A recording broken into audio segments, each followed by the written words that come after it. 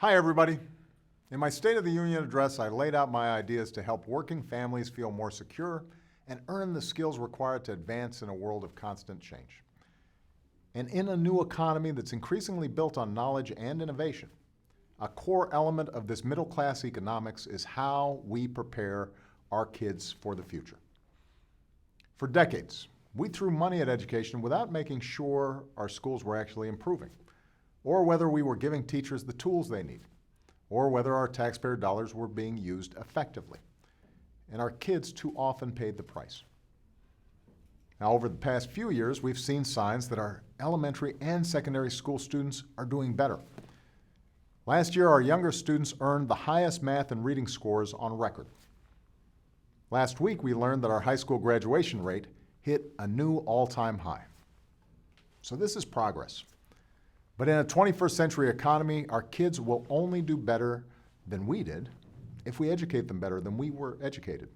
So we have to do more to make sure they graduate from school fully prepared for college and a career. This year, I want to work with both parties in Congress to replace No Child Left Behind with a smarter law that addresses the overuse of standardized tests, makes a real investment in preschool, and gives every kid a fair shot in the new economy. Now, it's pretty common sense that an education bill should actually improve education. But as we speak, there's a Republican bill in Congress that frankly would do the opposite. At a time when we should invest more in our kids, their plan would lock in cuts to schools for the rest of this decade. We'd end up actually investing less in our kids in 2021 than we did in 2012. At a time when we should give our teachers all the resources they need, their plan could let states and cities shuffle education dollars into things like sports stadiums or tax cuts for the wealthy. At a time when we have to give every child everywhere a fair shot, this Congress would actually allow states to make even deeper cuts into school districts that need the most support, send even more money to some of the wealthiest school districts in America, and turn back the clock to a time when too many students were left behind in failing schools. Denying a quality education to the children of working families is as wrong as denying health care or child care to working families. We are better than this. I have a different vision for the middle class. In today's world, we have to equip all our kids with an education that prepares them for success, regardless of what they look like or how much their parents make or the zip code that they live in. And that means trying new things, investing in what's working, and fixing what's not.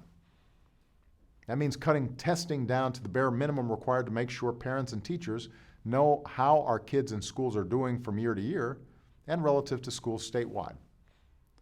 That means giving the teachers and principals who do the hard work every day the resources they need to spend less time teaching to a test and more time teaching our kids the skills they need. Some of these changes are hard. They'll require all of us to demand more of our schools and more of our kids, making sure they put down the video games and iPhones and pick up the books. They'll require us to demand that Washington treat education reform as the dedicated progress of decades, something a town with a short attention span doesn't always do very well. But I'm confident we can do this.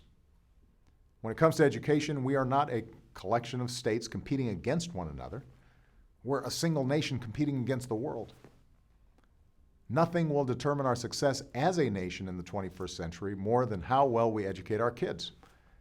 And we shouldn't accept anything less than the best. So thanks, everybody.